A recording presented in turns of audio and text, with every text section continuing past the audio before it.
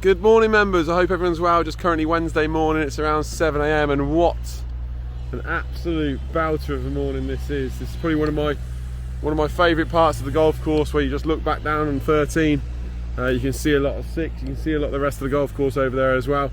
This morning we got lots going on as always. We got Jack cutting greens, we got Ben cutting approaches, we got Tom Ditchburn out hand hosing some dry areas. We got Martin following behind with spraying a little fertiliser.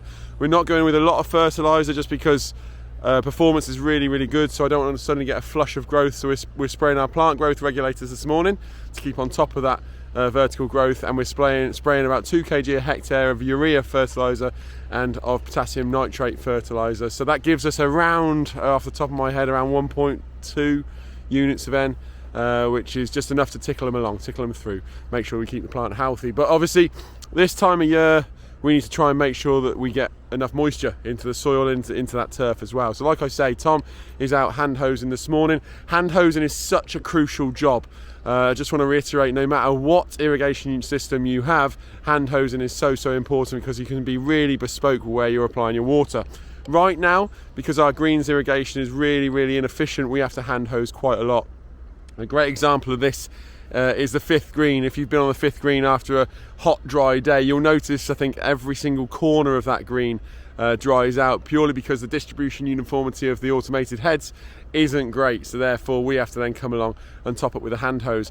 A really good hand hose means that you can keep on top of the moisture levels for around 2 to 3 days. So, you know, for example, this morning, I think I can just see Tom through on the 11th green. He's been there for quite a while now, so I'm automatically thinking that, right, the 11th green probably doesn't need to be hand hosed for another 2 to 3 days, which is how we manage it going forward. But it's such a good job to have to get done, to make sure we can be really accurate with where we're applying the water. And also they'll be going around with a moisture meter this morning.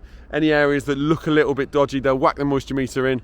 We'll get a reading off that, and anything lower than sort of 18-19%, we will then top up with water. So that's it for us out on the golf course this morning. I hope everyone is enjoying this weather.